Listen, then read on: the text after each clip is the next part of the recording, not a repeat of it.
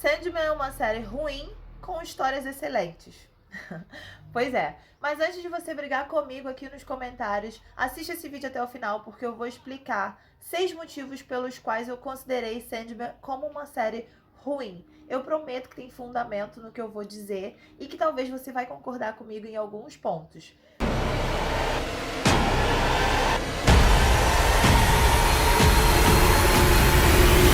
Terminei de maratonar Sandman recentemente e eu sei que tá um pouquinho atrasado, um pouquinho fora do hype, mas mesmo assim eu decidi trazer esse vídeo aqui falando sobre a série, que era uma série que estava muito esperada, né, por muitas pessoas. Eu, inclusive, estava com bastante expectativa, porque eu tinha HQ, inclusive de capa dura, chateada, porque eu perdi numa mudança, eu acabei perdendo uma caixa de livros e Sandman foi embora nessa caixa de livros também, então muito triste, porque agora está muito caro para comprar de novo, mas enfim.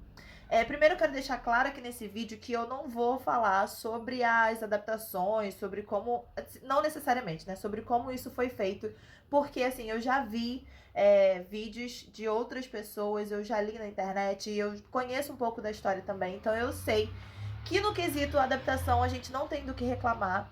O Neil Gaiman, ele foi muito detalhista, né, e ele foi muito perfeccionista nesse quesito.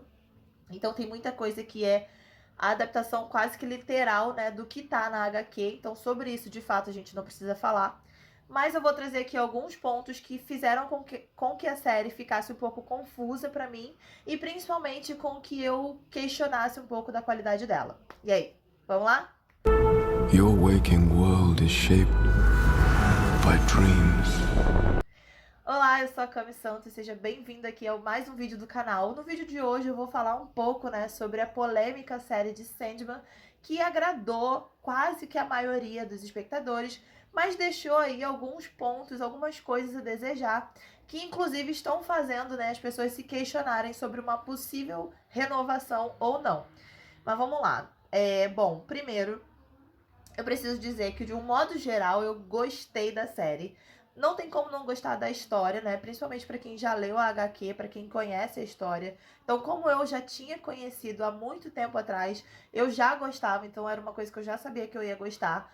Mas eu não gosto da Netflixização das séries, sabe? Eu acho que a Netflix ela acaba se envolvendo demais no processo de produção, colocando pitaco demais, e isso acaba deixando a qualidade da série meio que a desejar. Então, eu acho que a primeira parte, a primeira coisa que eu preciso falar, que inclusive foi uma das últimas que eu anotei, mas eu acho que foi o que mais me incomodou, é de fato a qualidade da série. Que eu acho que ela tá muito ruim, gente, sério.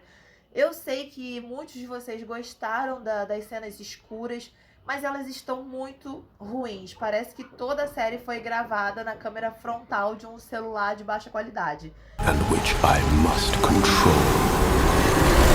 Então, assim, eu fiquei bem chateada, principalmente porque eu assisti a série à noite, meu quarto é bastante escuro, tinha cenas que eu não conseguia nem identificar o que estava acontecendo ali. O vizinho resolveu batucar aqui no banheiro uma hora dessa, quem aguenta? Só porque eu tô gravando vídeo. Enfim, vamos lá. Então, assim, eu achei a qualidade da série bastante questionável. O filtro acinzentado que a Netflix usa em quase todas as séries que são escuras e que deixa aquela qualidade, aquela resolução muito baixa. Então, isso foi o que mais me incomodou na série, assim, de longe foi o que mais me deixou irritada, porque de fato em algumas cenas eu não conseguia identificar o que estava acontecendo ali, porque eu também não enxergo muito bem de longe, principalmente quando a cena tá super escura. Então, eu não gostei muito dessa parte. E aí, eu vou trazer agora a crítica, né, pra história, pros personagens. Vou falar um pouco sobre os episódios e o que eu achei sobre tudo isso. Bom, outro ponto que me incomodou é sobre o fato do Sandman ter sido capturado. E aí, eu acho que a adaptação, né, o roteiro da série, ela deixa algumas falhas, ela deixa algumas perguntas. Então, a gente sabe que o Burgess queria, na verdade, capturar a morte. E ele acabou capturando o sonho. Então ele ficou muitos anos lá, né, mais de um século, aprisionado no porão do Burgess. E quando ele é solto, finalmente, quando ele consegue escapar, inclusive, do porão, E ele traz esse questionamento para Luciene. Ele diz: com toda certeza do mundo, os meus irmãos sabiam que eu estava aprisionado. E nenhum deles foi atrás de mim. Então eu não vou pedir ajuda para eles nesse momento, porque eu sei que eles não vão me ajudar. Então isso aí não tenho que questionar. Aí a gente vai para um dos melhores episódios da série, que é o episódio 6, onde o Sandman tem ali aquela troca muito interessante com a morte. E numa fala ele diz: minha irmã, eu preciso te contar uma coisa. Na verdade, eles não queriam me aprisionar, eles queriam aprisionar você. E ela diz: eu sei. E aí eu fiquei assim, tipo, porra, caralho! Como assim? Tipo, no começo do episódio, a mulher fala: pô, eu tava preocupada, não sei o que, não sei o que lá, sou sua irmã, blá, blá, blá, blá. Diz que tava super preocupada, mas aí depois, tipo, beleza, ela sabia que na verdade era pra ter sido ela. Ela poderia, tipo, simplesmente ter dito pra ele: pô, Sandy, eu sabia que era eu, mas, porra, antes de chorar, minha mãe chora tua, né? Aquelas coisas. Mas, pô, cara, sabe, eu achei isso muito sem noção, então eu fiquei muito chateada, porque, de fato, a morte é uma das personagens favoritas, né, de todo mundo, inclusive a minha, de Sandman.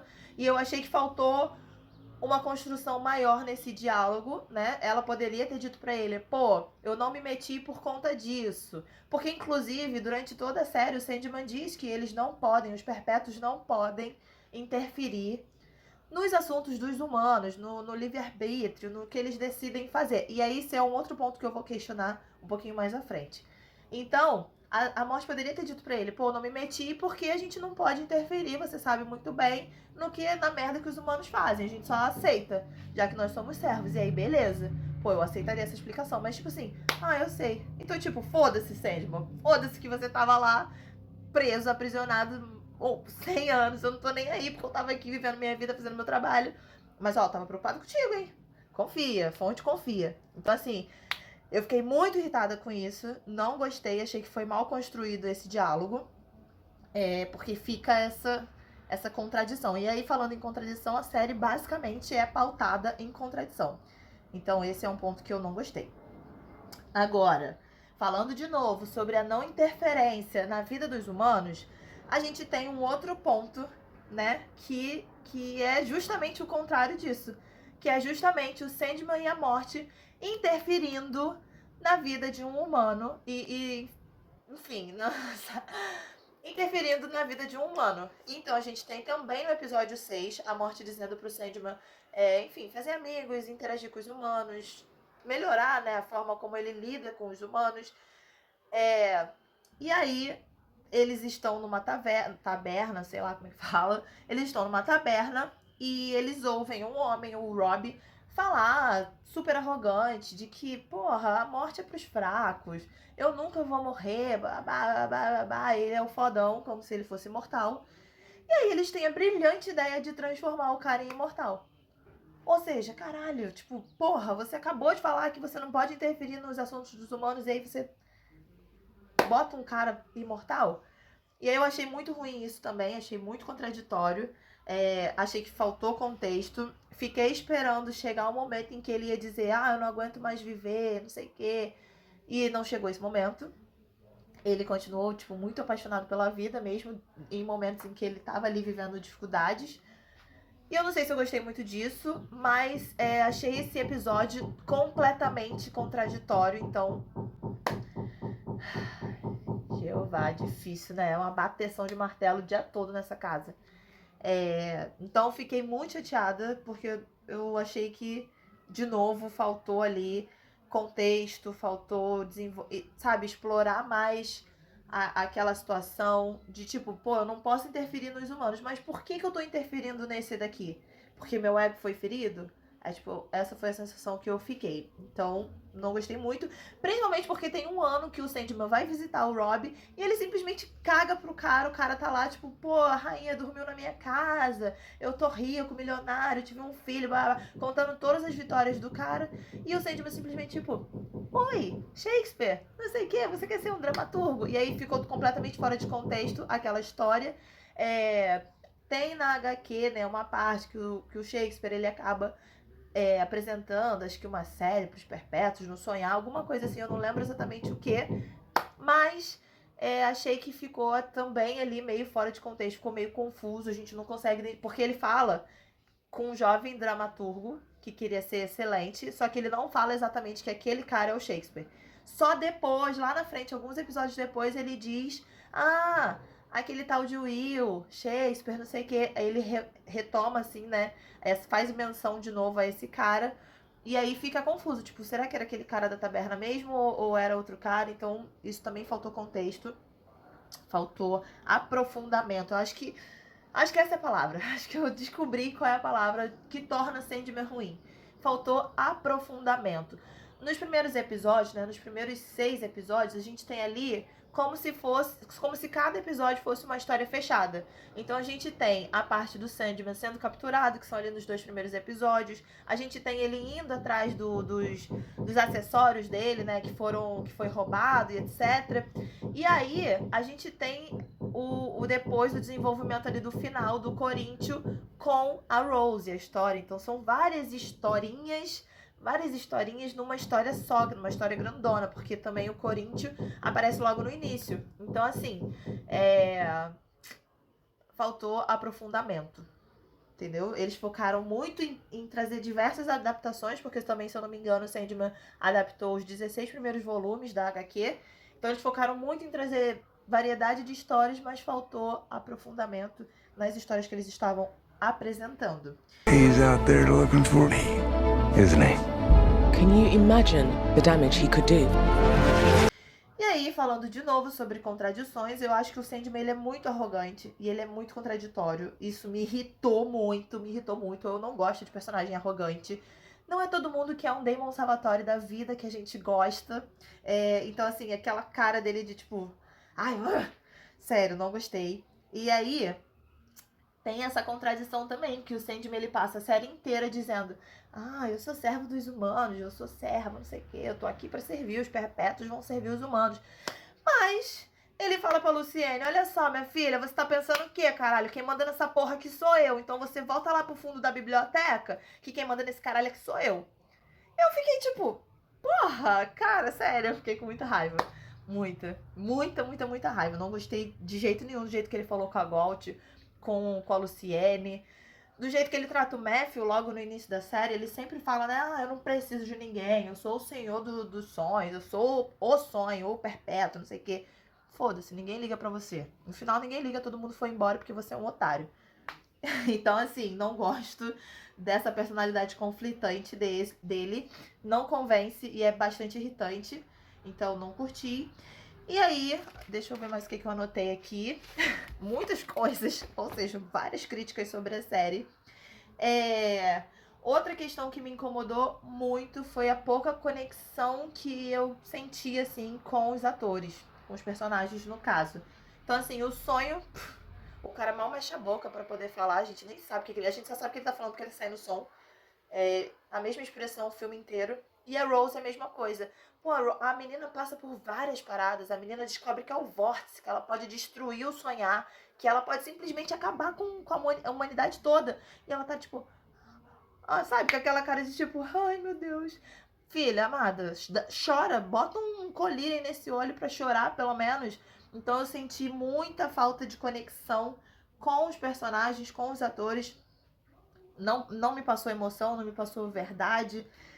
Então não gostei. E dá pra você fazer isso de uma forma bacana. Então, por exemplo, o próprio Jed é um personagem que passa muita emoção, é um personagem que passa muita, sabe? Ele é espontâneo, ele é legal. Então, eu acho que faltou um pouco de preparação dos protagonistas da série. E, por último, mas não menos importante, o ritmo dos episódios, ele é totalmente imprevisível. Então, a gente tem um episódio que é super foda, que é super corrido, não sei o quê. Por exemplo, da Constantine, que é, sabe, é pau quebrando, é demônio, é não sei o quê, é não sei o que lá. Acontece várias coisas e a gente tem episódios que são super parados. Isso também não gostei muito, me irritou um pouco. Enfim, depois de muitas críticas, eu preciso dizer que, assim, de um modo geral, assistindo a história como um todo, né? A história, como eu falei, eu não tenho do que reclamar, eu gosto da história. Mas esses pontos me fizeram questionar sobre a qualidade da série. E alguns episódios eu cheguei a dormir, inclusive. Alguns episódios eu cheguei a dar uma sabe? Tirei uma pestaninha, assim, porque eu achei muito chato o ritmo dos episódios. Depois eu vou até rever a série, porque provavelmente eu perdi algumas partes importantes.